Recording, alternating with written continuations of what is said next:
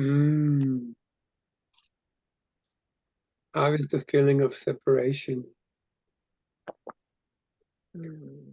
Yeah. What's the sound of that? You're like,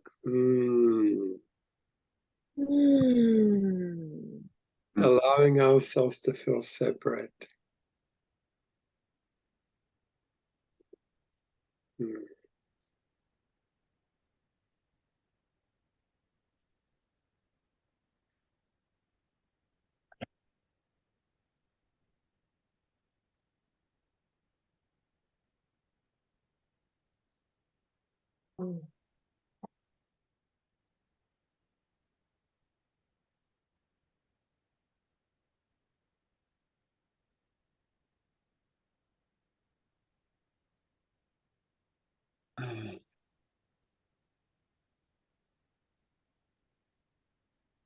It actually comes to a point where you actually feel quite happy.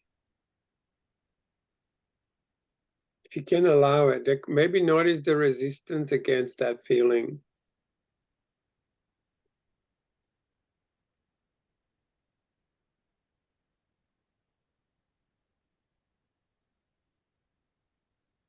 You feel resistance to feeling separate. Yeah. Yeah, that's it. So that's just another way of pushing the feeling away. Right. Yeah. I'm scared to be separate from my body. Like, I'm so identified with it. I'm not even saying separate from the body. I'm just a feeling of separation. Right. Oh, that's a whole different. Oh, in general. Okay. Just in I general. was thinking of separate from the body. That's a whole different. No. That's no. Sorry for the misunderstanding. Just a simple feeling of separation. So you can allow that feeling to be okay. Isn't that just the normal feel? I feel like that's how I normally feel. You know, that's Yeah, just and then all the time. yes, and then you reject that, and then you walk around in this kind of pressure to be something else. Oh, okay. That's yes, exactly. Oh, so I haven't felt the denial of it. Okay. Mm. You also don't have to do it if it doesn't. It's just another feeling like any other feeling that we resist. That's all I'm trying to say. And it's not the feelings, guys. It's always the resistance to the feeling that's painful. The pressure against it. The trying to get rid of what's arising in us. So that's when it gets. God, it's such a habit, isn't it, to resist everything? Resist everything that moves inside of us, and so it becomes compressed and static.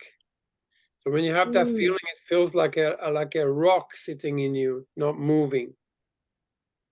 What genuine acceptance does, it dissolves this pressure against it.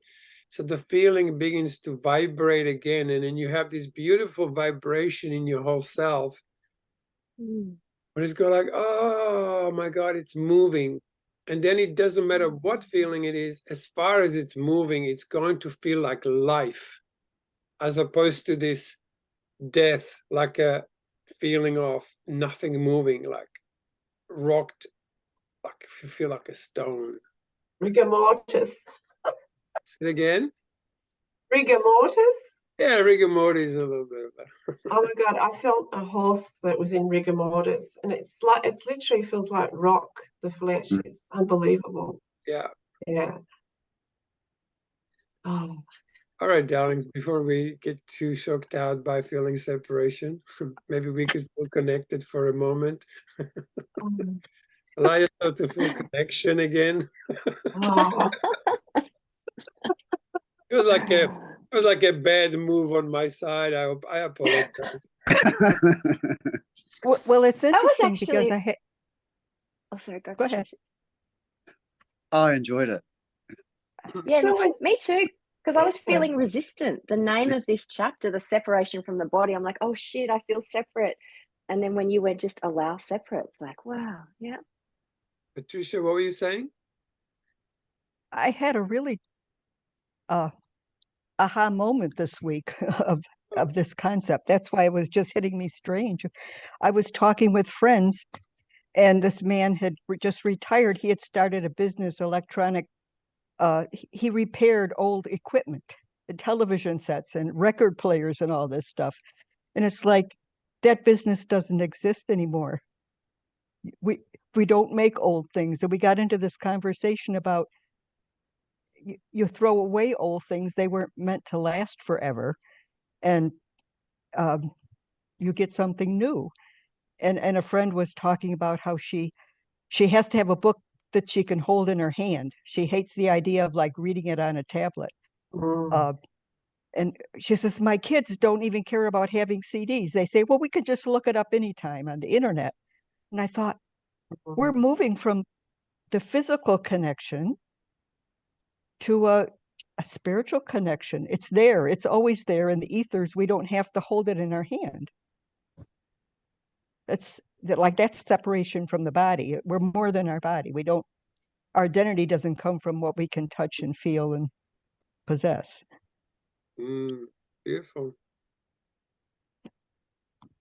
I just prefer to touch and feel and possess. Oh, I do too. But it's like, wait, I think we're getting a dose of something different. Definitely. Oh. Artificial intelligence. Oh. Good replacement for the will, for the feeling of us. Because we're so amazingly capable of communicating on extremely profound levels. And we exchange it for other things. And yet here we are using AI, to communicate and join together. I mean, how beautiful that we can just be in your own room and connect with this many beautiful people and are going to read this exquisite material. So here we go. Thank technology for not needing to travel in the aeroplane to see somebody. So here we go. Chapter 8, the separation from the body. So let's do 2 paragraphs each. And then when you finish, maybe look in the screen of someone and choose who you would like to read. That would make it easier than letting people jump on. So who would like to start? Yeah, I'll start. Chapter 8, the separation from the body. Thoughts of your heart you have defined as your emotions. These thoughts stand apart from the wisdom of your heart that we have already discussed. The wisdom that knows to set love apart as well as your own self. Emotions, the thoughts of your heart, are what we will now work with, separating as we do the truth from your perception of it.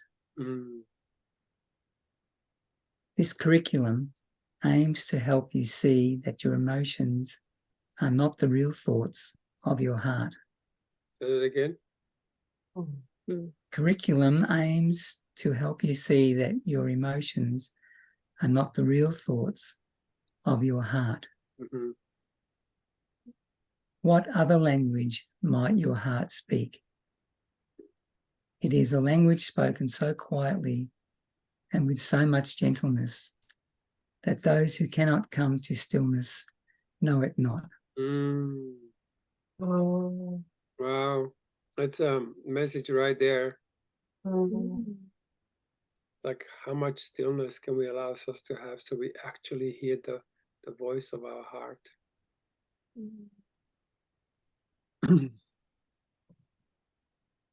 Language of your heart is a language of communion. Yummy.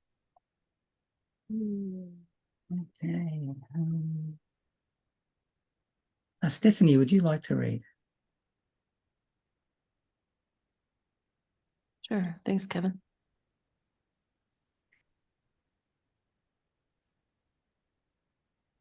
Communion is union that we will speak of here as being of the highest level. Mm. Though in truth, no levels separate union at all. As a learning being, the idea of levels is helpful to you and will aid you in seeing that you progress from one step or one level of learning to another. This is more a process of remembering than learning. And this you will understand as memory begins to return to you.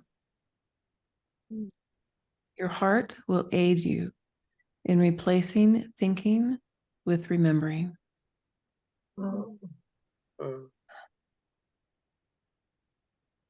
In this way, remembering can be experienced as the language of the heart.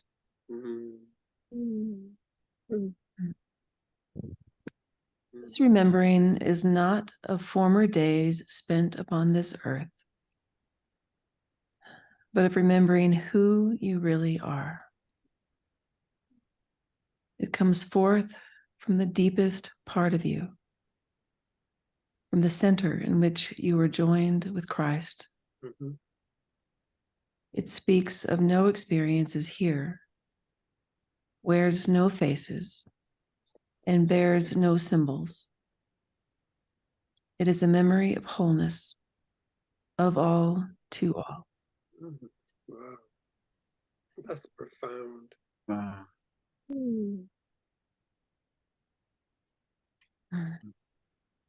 Stephanie, would you mind reading that whole paragraph again at 8.4? It's just profound. Sure. This remembering is not of former days spent upon this earth, but of remembering who you really are. It comes forth from the deepest part of you, from the center in which you are joined with Christ. It speaks of no experiences here, wears no faces, bears no symbols. It is a memory of wholeness, of all to all.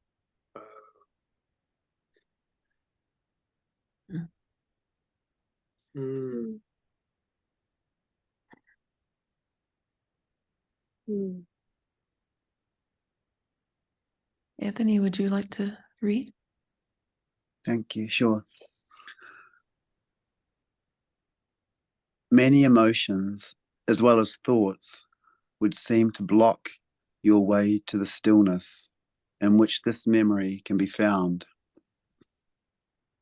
Yet, as you have seen again and yet again, the Holy Spirit can use what you made for a higher purpose when your purpose is in union with that Spirit. We will thus examine a new way of looking at emotions, a way that will allow them to assist you in your learning rather than block you from it.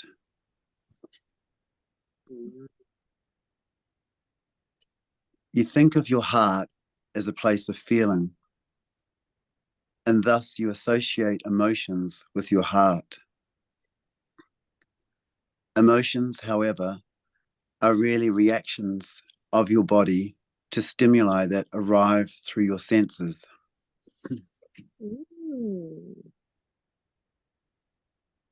Thus, the sight of a lovely sunset can bring tears to your eyes.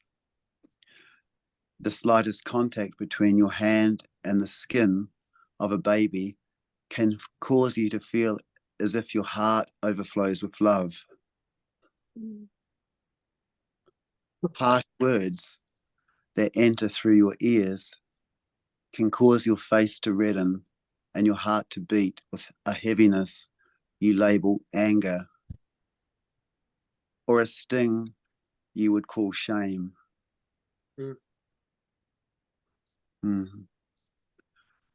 Problems that mount up and seem too much to bear can cause what you call emotional turmoil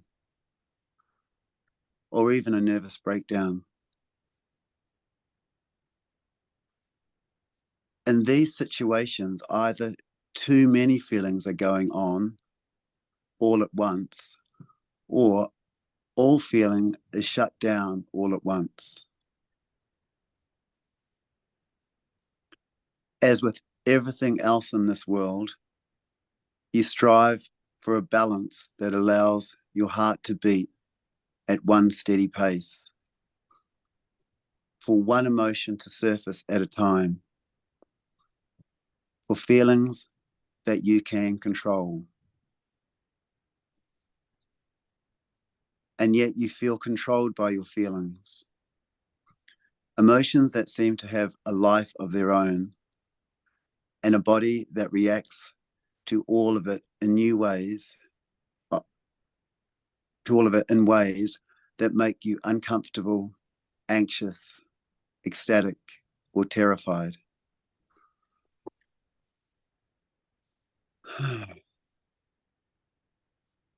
Andrew, would you like to read?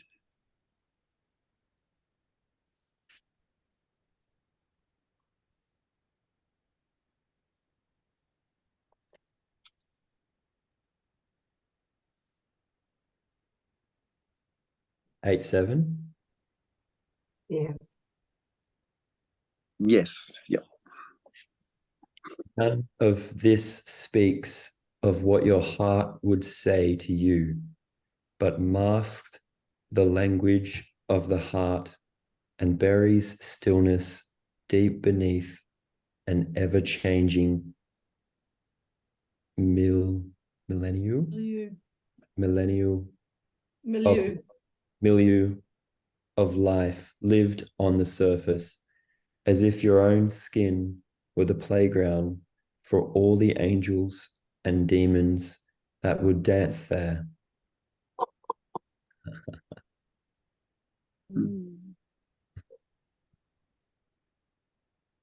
What you would remember is replaced by memories of these emotions, so many that they could not be counted even for one day, even by those who claim to have them not.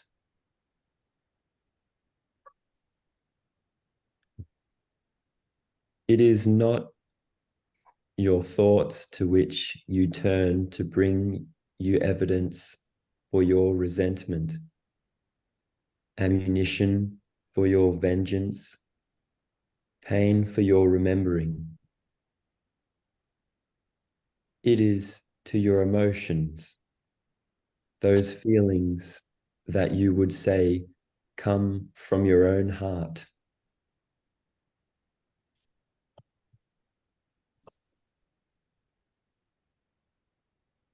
What foolishness to think love could abide with companions such as these.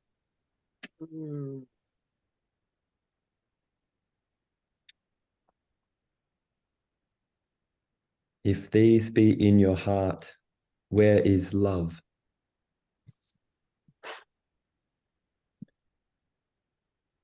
If these illusions were real, there would be no place for love at all. But love abides where illusions cannot enter.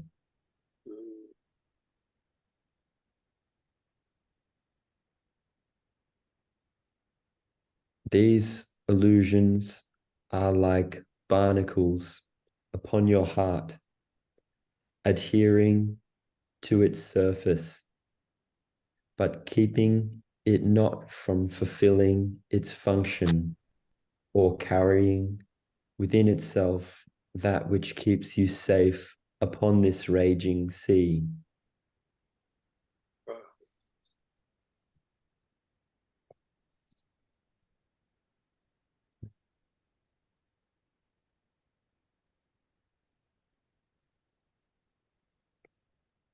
Patricia, is it 2 paragraphs each, or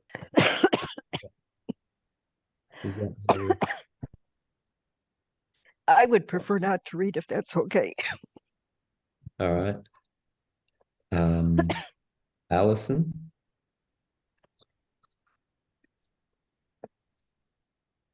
Safe within your heart lies love's reality, a reality so foreign to you that you think you remember it not. Mm.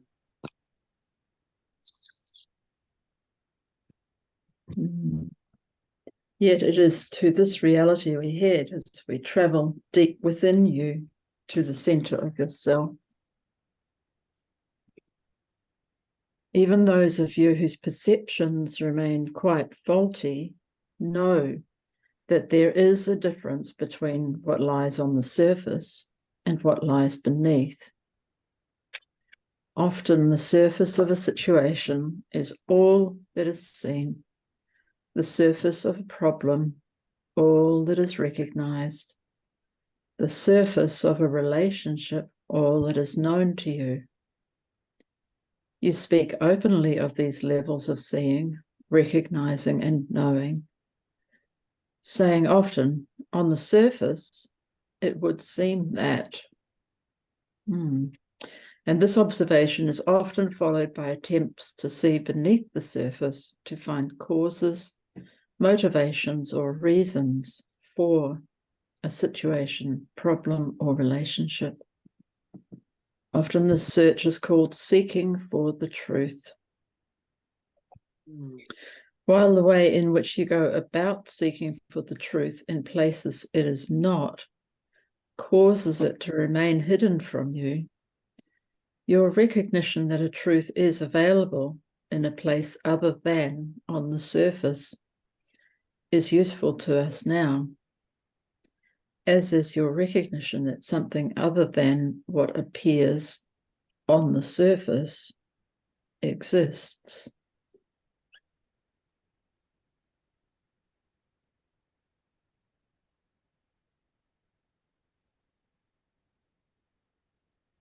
Michelle, would you like to read? Sure, thanks, Alison. What do you mean to do when you attempt to look beneath the surface? Do you mean to look beneath the skin or into the hidden recesses of a heart or mind? Without union, all your seeking will not reveal the truth. Wow, that's amazing. Oof.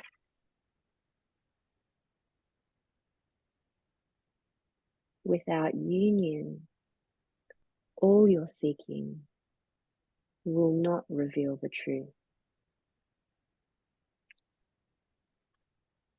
And while there is a part of you that knows this, you prefer, instead of union, a game of speculation, conjecture, and probable cause. You look for explanations and information rather than the truth you claim to see. Oof. You look in judgment rather than in forgiveness. You look from separation stance rather than from the grace-filled place of union.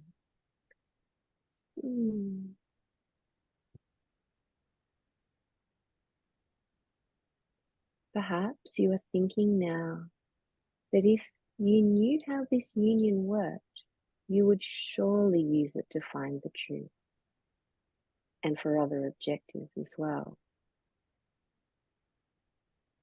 You would like to be a problem solver, a person who could, as in a court of law, separate right from wrong, truth from lies, fact from fiction.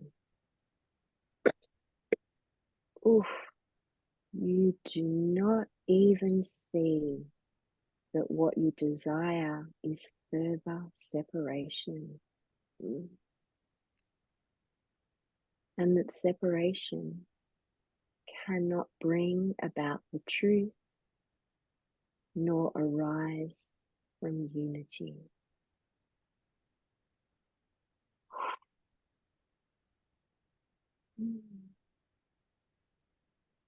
We're so ignorant. Oh, God, that's just, wow.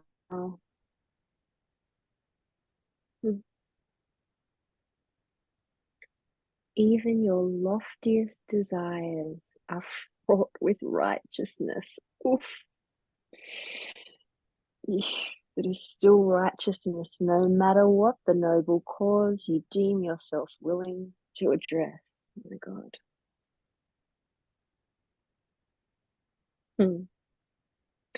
You would see into another's mind and heart in order perhaps to help them, but also to have power over them.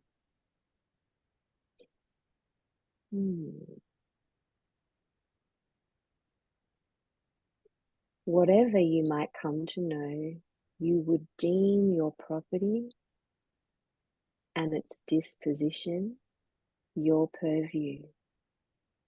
Oof. How dangerous would you be if union were such as this? How rightly you would fight it to protect your own secrets from revelation.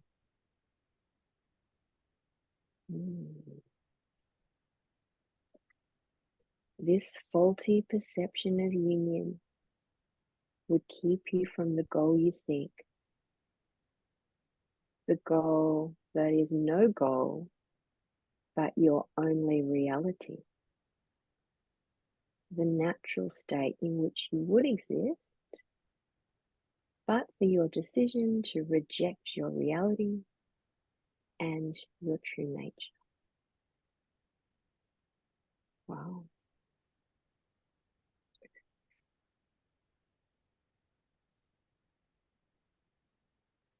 Chantal, did you want to read?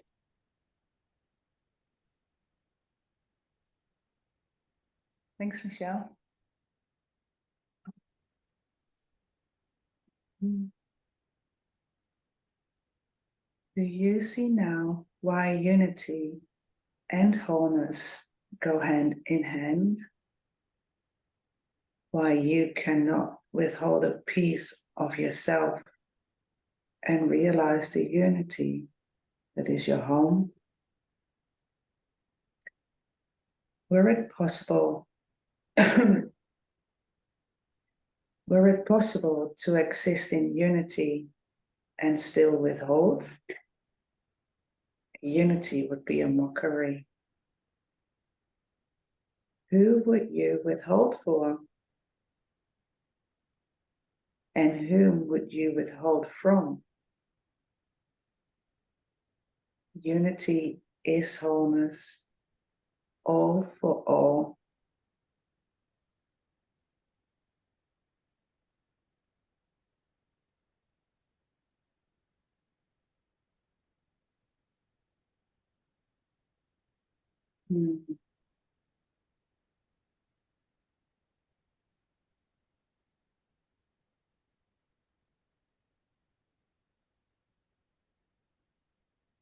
We have talked now of what is on the surface. Let us try an experiment.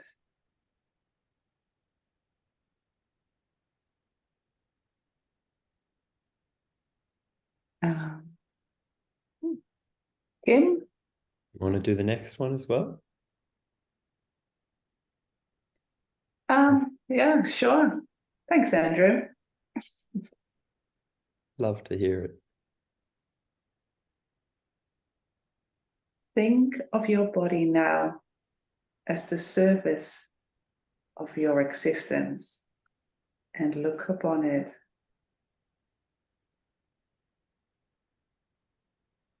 Stand back from it for it is not your home. The heart we speak of does not abide in it, and nor do you.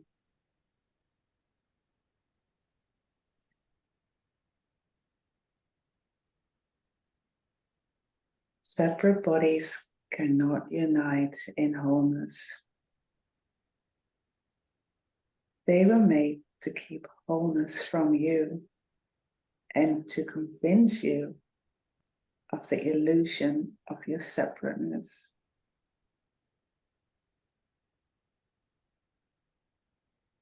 Oh, God.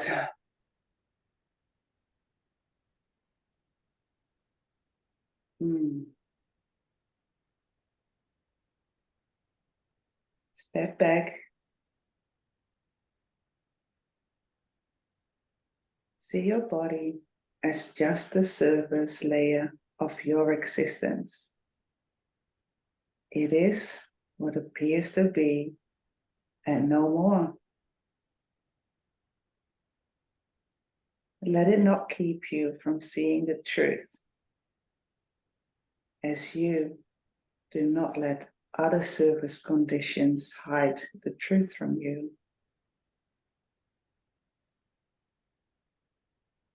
Even if you have not formally found the truth,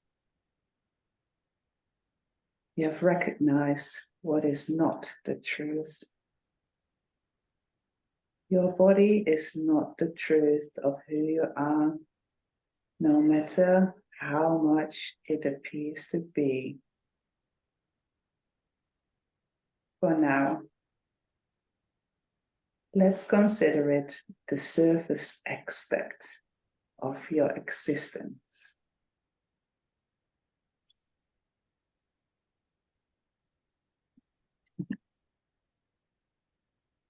Hear me.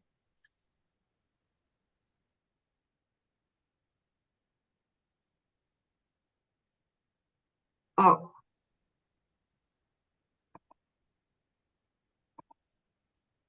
Did you say me, Chantal? Oh, thank you. We will go one step further as well. For many of you are thinking still that it is what is within the body that is real. Your brain and heart, your thoughts and emotions. If your body contained what was real, it too would be real. Just as if a surface situation contained the truth, it would be the truth. If your body and what lies within it are not who you are, you feel as if you are left homeless. This feeling of homelessness is necessary for your return to your real home. For were you locked up and contained within your body, and were you to accept this container as your home, you would not accept another. Oh.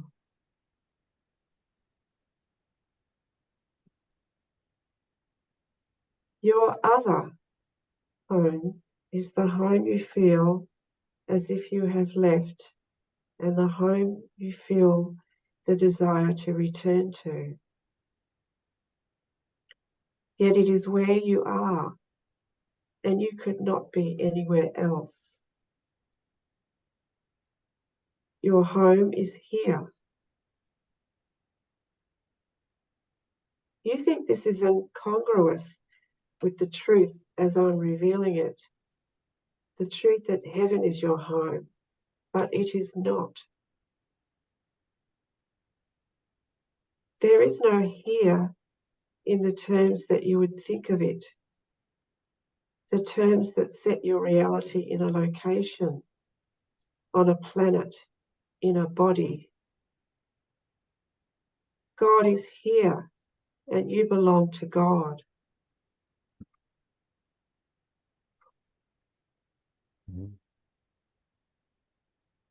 This is the only sense in which you can or should accept the notion that you belong here.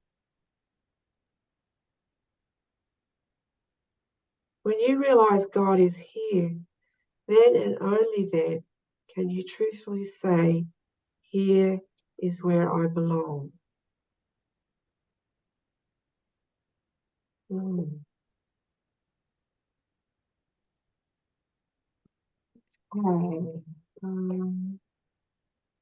Alison, would you like to read next?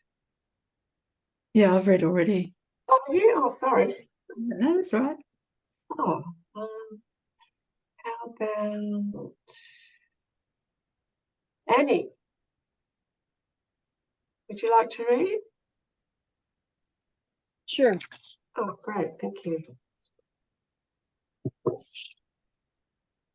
Now that you are standing back from your body, participating in this experiment to recognize the surface element of your existence, you are perhaps more aware than ever before of being in a particular place and time.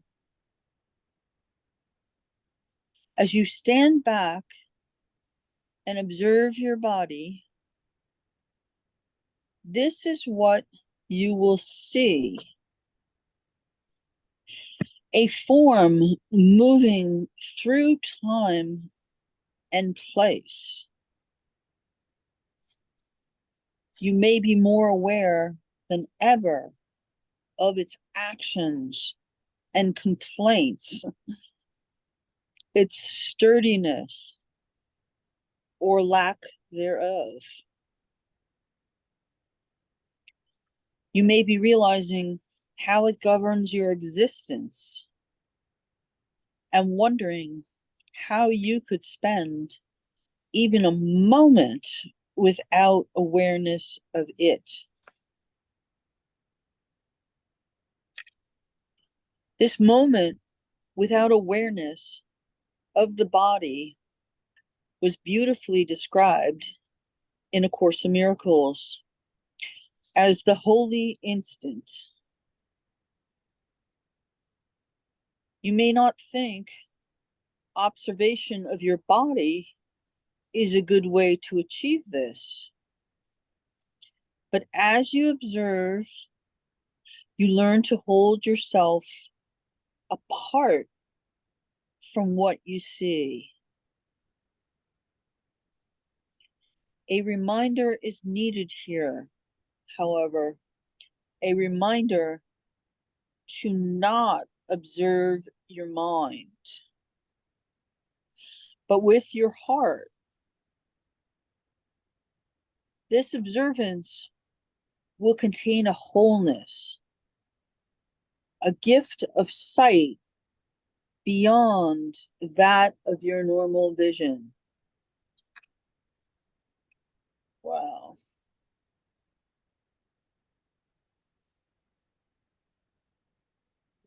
Kind of homeopathic. Being present with your body releases you from your body. Oh, I'm supposed to pick somebody, huh? Mm-hmm. How about Sam?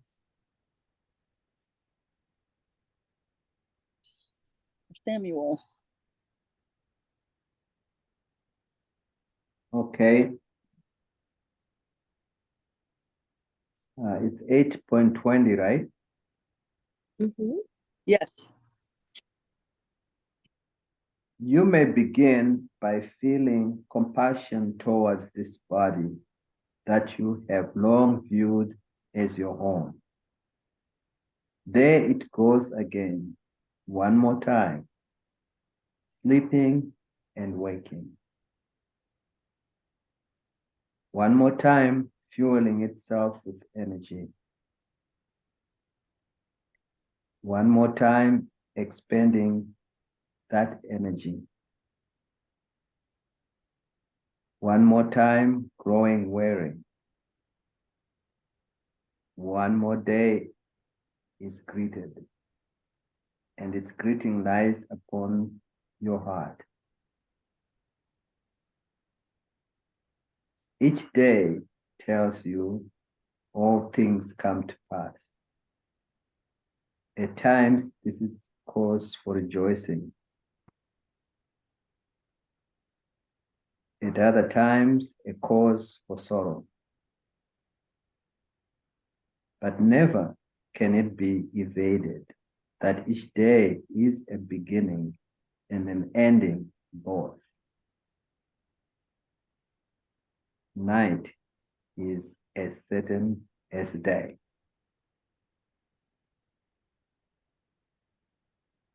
Into these days that come to pass move many other bodies such as yours. Each one is distinct, and there are so many. As you become an observer, you may well be overwhelmed by what you observe, by the sheer magnitude of all that with you occupies the world.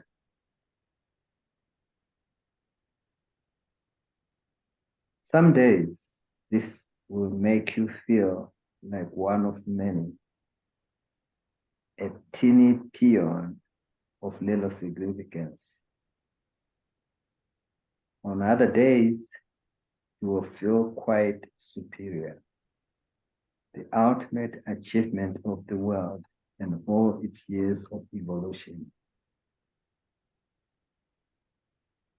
There are days you will feel quite of the earth, as if this is your natural home and heaven to your soul. On other days, your feeling will be quite the opposite. And you will wonder where you are. Yes, there your body is, but where are you?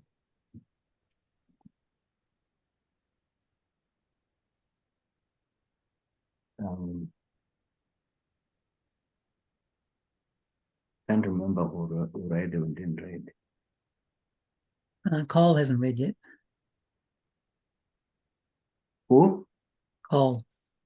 Cole? I was afraid to call him. Okay, Cole. A scary monster. Scary Cole. Boo, boo, boo, boo. You, the leader. No. This is our group. Everybody here has its place. There's no leader. I'm just holding it together just in case we get too. Oh, just talking to your body. Bring up the whip and go, shut up and read.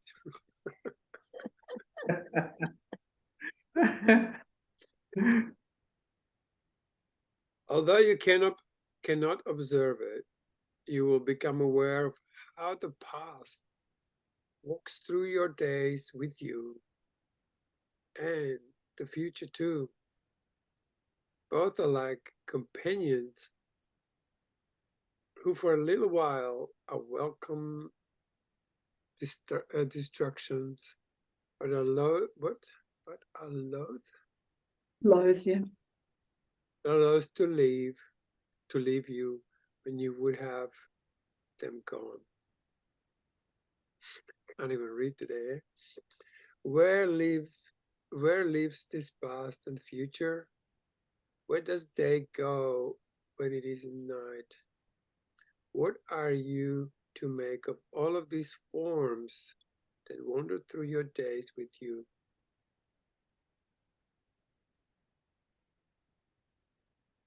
What is it really you are observing? All right, let's start from the beginning, I guess. Kath, do you want to read, or Ian? Are you guys present there?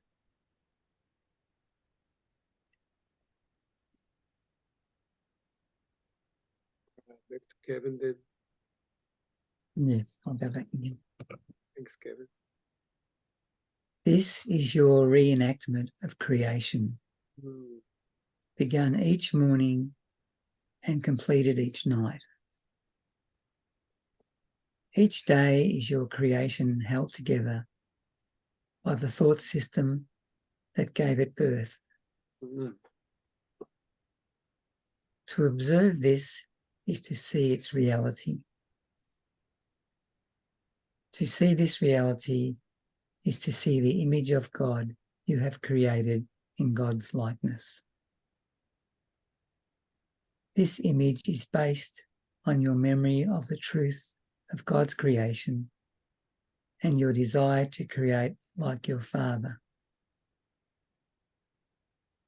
It is the best in your forgetfulness that you could do, but still it tells you much.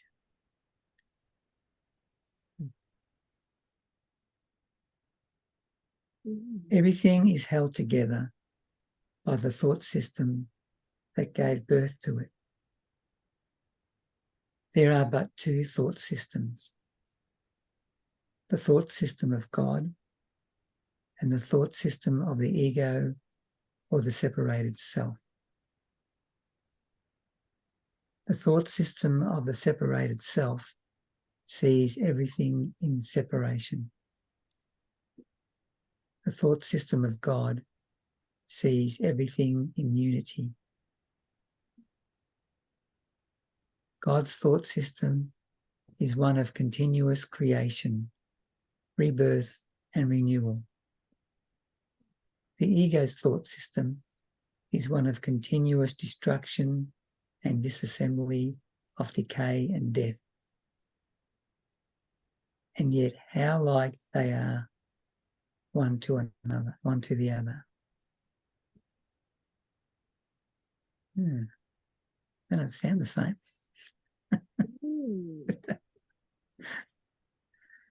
That was two paragraphs, wasn't it? Back to Stephanie. Thanks, Kevin.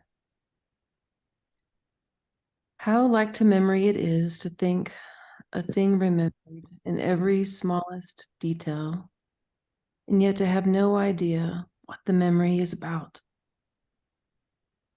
All memory is twisted and distorted by what you would have it be. Everyone can think of at least one long remembered incident that, when given to the light of truth, revealed a lie of outlandish proportions. These are the memories of loved ones you were sure were trying to hurt you, when in truth, they were only trying to help. The memories of situations you deemed meant to embarrass or destroy you, that were in truth meant to teach you what you needed to learn to lead you to a success you now enjoy. Thus, your memory of God's creation is a memory you retain to the smallest detail, and yet the details mask the truth so thoroughly that all truth is given over to illusion. Anthony. Thanks, Stephanie. Thank you. How can it be that you move through the same world day by day in the same body, observing many situations like unto each other, awakening to the same sun rising and setting, and yet can experience each day so differently that one day you feel happy and the other day you feel sad.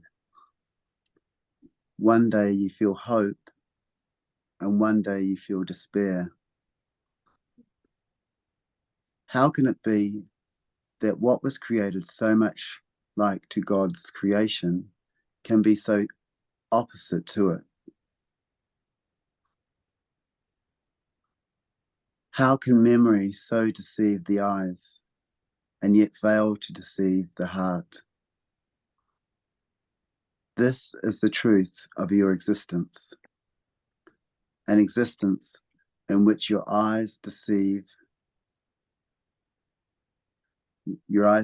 you, but your heart believes, not in the deception.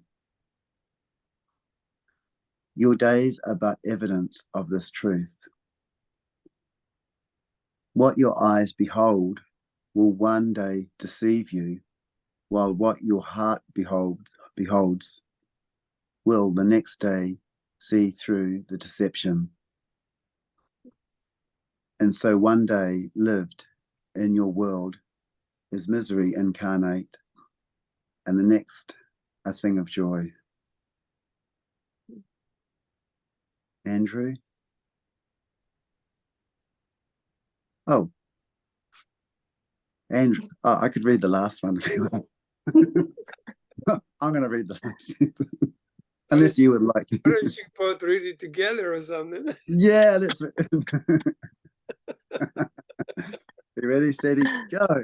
Rejoice Rejoice that your heart is not deceived, for herein lies your path to the true remembering.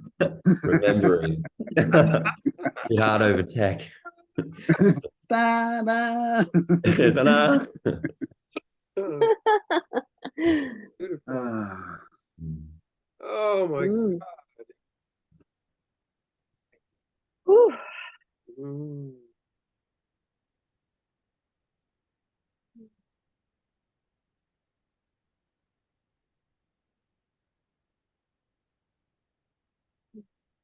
Oh.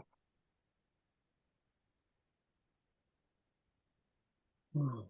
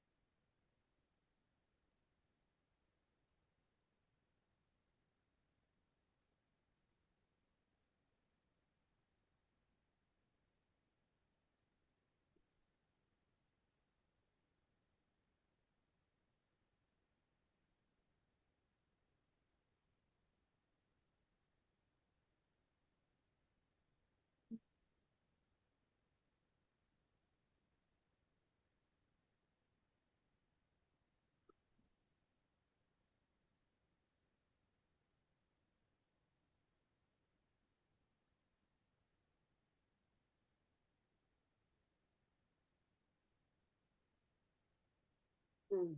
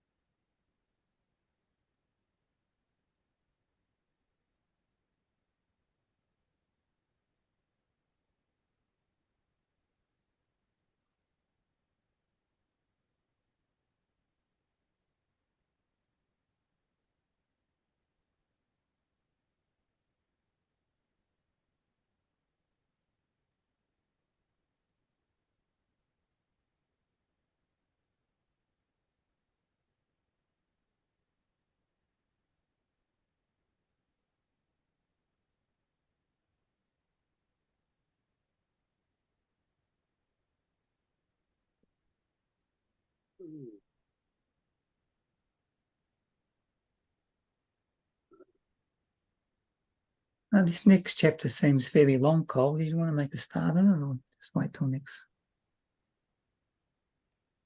It's up to you, folks. I'd like to read a little bit more. I mean, it's very good what's coming. It's almost like that chapter before was just like a little prep where he just stirs you up, and now he's gonna like load up for you. Oh, David. Oh, how cool. This is a daylight saving issue again, Cole? Yeah, yeah, it would have been daylight saving. Hey, David, if you can hear us.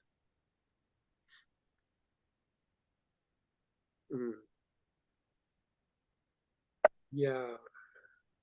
So up to you guys. So it's we just spent an hour here. So how much longer would you like to go for? If so, we can read a little bit further. Does anybody have enough juice to read on? Put your hand up. Yeah. I heard your enthusiastic voice, Kevin. That was good. Yeah. Like you're reeking enthusiasm. All right. Yeah, let's read a little bit longer. We can divide it. Happy? After all, it's about separation, so just kidding. Don't take me seriously today.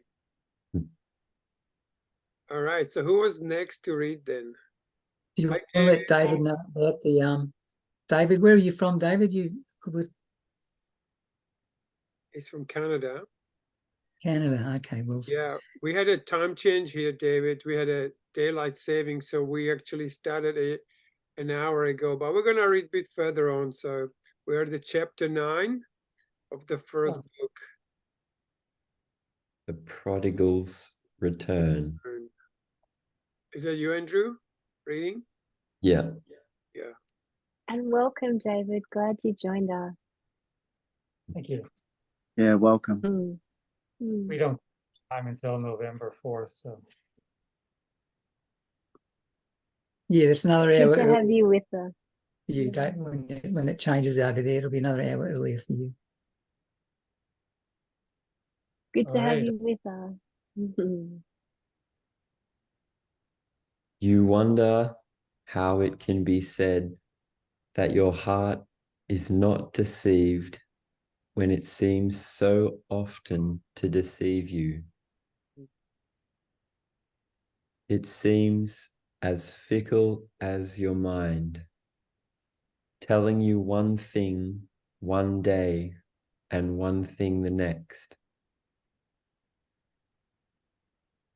Even more so than your mind, it seems to lead you astray, forcing you to walk through paths full of danger and treachery into the deepest darkness instead of towards the light. It is your emotions rather than your heart that would do this to you. Emotions speak the language of your separated self rather than the language of your heart.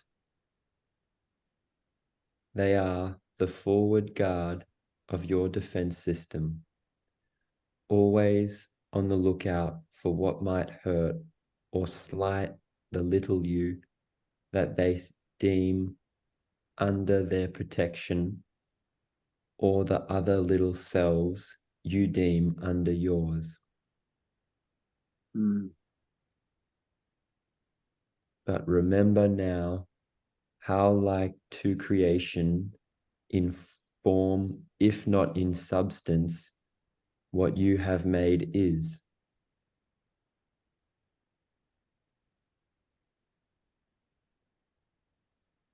Creation needs no protection.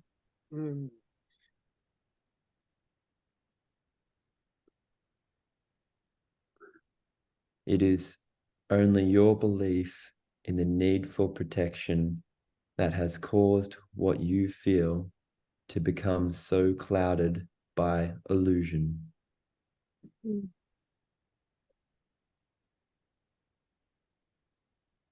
If you felt no need to protect your heart or any of those bodies that you love, your feelings would retain their innocence and could not hurt you in any way. Mm. Wow.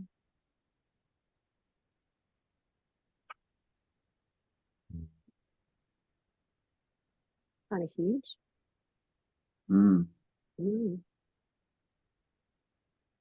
Mm. Is it my turn?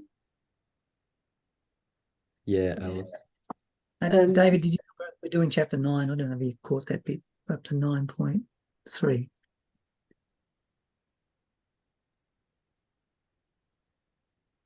The desire to protect is a desire that arises from distrust and is based totally on fear. If there were no fear, what would there be to protect? Thus, all of your love, the love that you imagine you keep within yourself,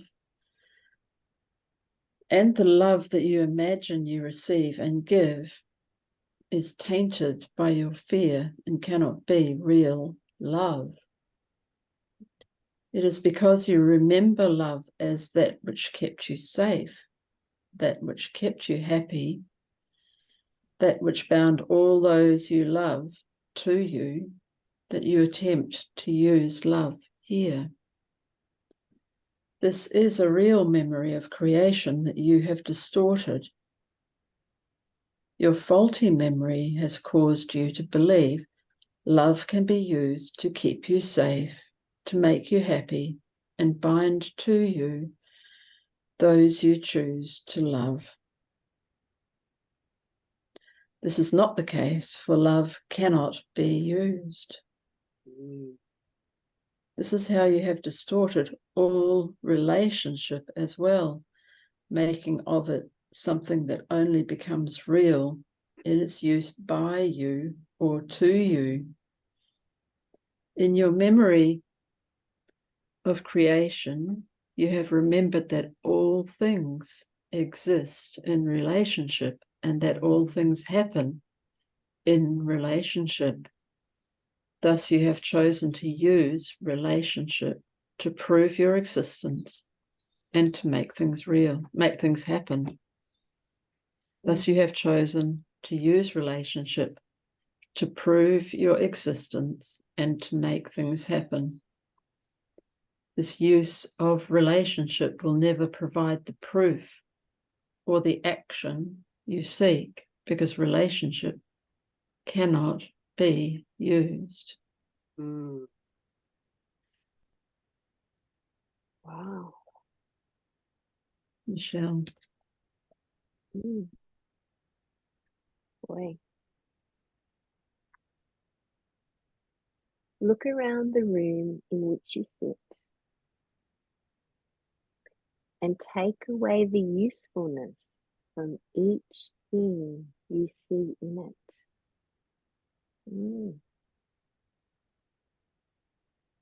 How many items would you keep that you now look upon?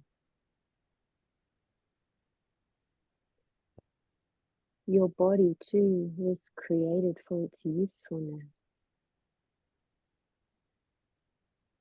It sets you apart, just as each item in your room is set apart by what it is useful for.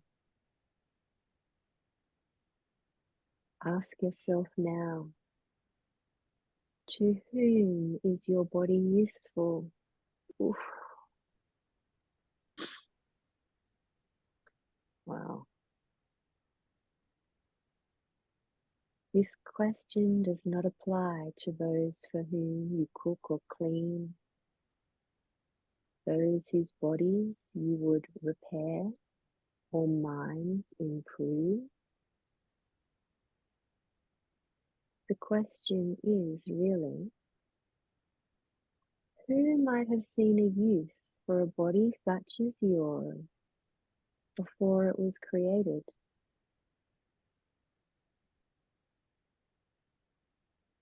What kind of creator would create it? And for what purpose?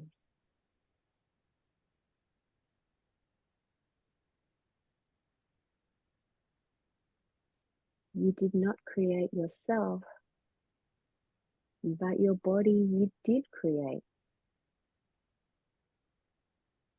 It was created for its usefulness, just like every other object that shares the space you occupy.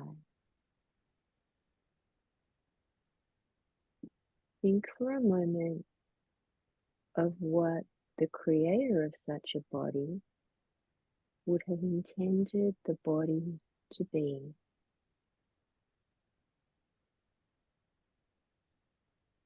The body is a finite entity,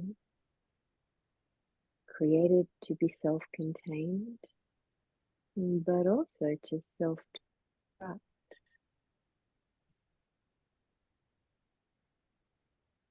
It was created with a need for constant maintenance, a maintenance that requires toil and struggle.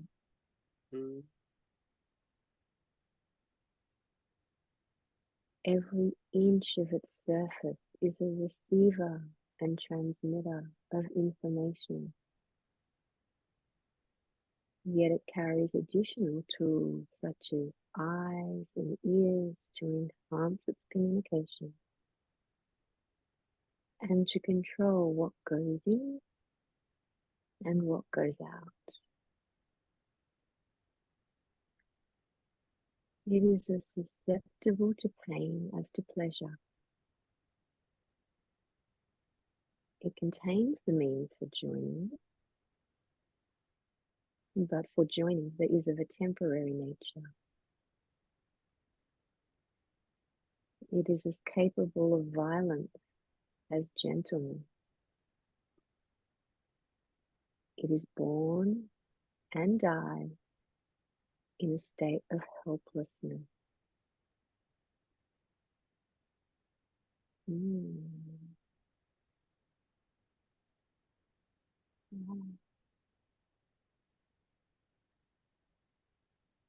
Chantal?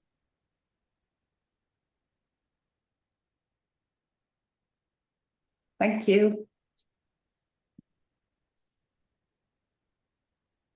The body could not help but be thus, as it was made with dual purposes in mind.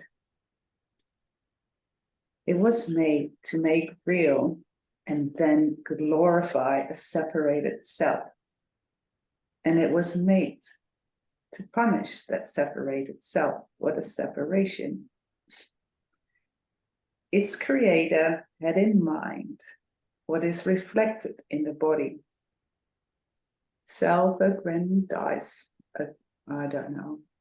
Alison, can you say the word for me? Self-aggrandizement. And self? Effacement. Effacement. A pleasure and pain, thank you. Violence and gentleness. A desire to know everything, but only through its own efforts. Desire to see everything, but only through its own eyes. A desire to be known, but only through what it would choose to share. Alongside these desires, it is easy to see how a world such as that of the body developed. Alongside the desire to know was the desire not to know. Alongside the desire to see was the desire not to see. Alongside the desire to share was the desire to be hidden, alongside the desire to live was the desire to live no more. You have always been as you were created. You have always been as you were created.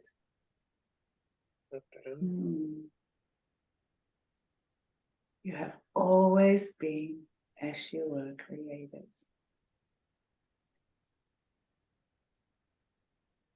You could say that again.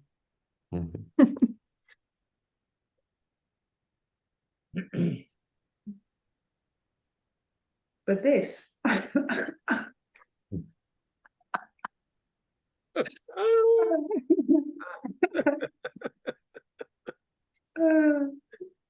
but this is what you chose to make from that with which you started. Mm-hmm. In other words, you took what you are and made this of yourself. You did not create something from nothing, and you did not usurp the power of God. You took what God created and turned it into an illusion so powerful that you believe it is what you are, rather than believing in the truth.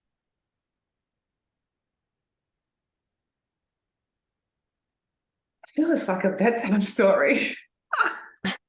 Sorry. But just as you have done this, you can undo this. Comes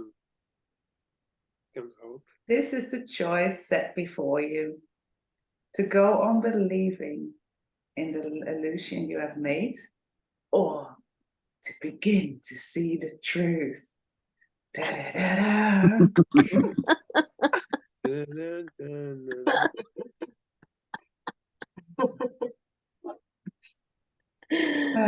Kim. Thank you. You have to continue in that same tone of voice. Oh. Oh, how to escape what you have. Now you seek to know how to escape what you have made. To do so, you must withdraw all faith from it. Wow.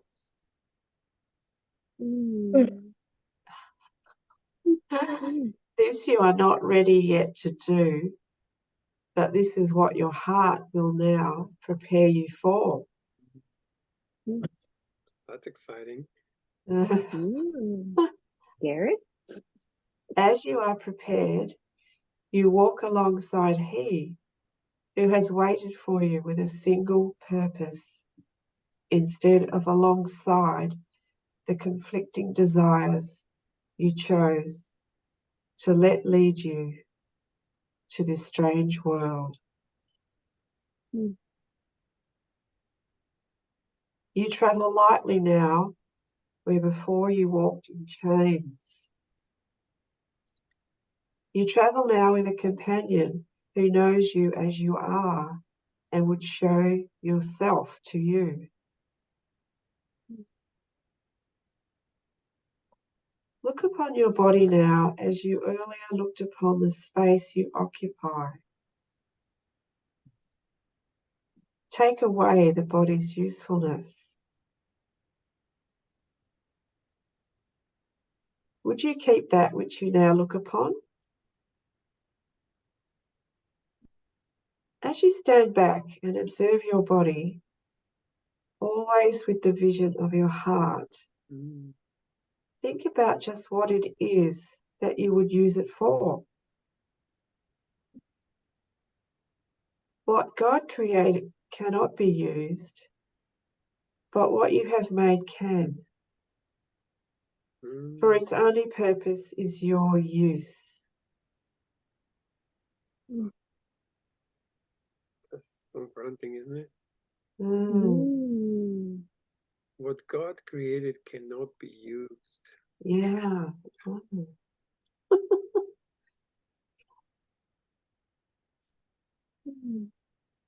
Choose to use it now to return you to your real self. And the new purpose you establish will change its conditions as well as its usefulness to you.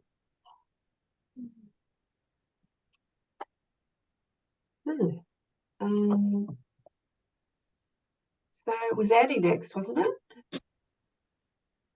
I think. Energy. Yeah, yes. Oh, yes. Head off, Okay. my friends. Thanks for today. Thanks, Andrew. Yeah, Andrew. Thanks for being with us. Yeah. Bye. Ciao. See you soon. 9.1. All you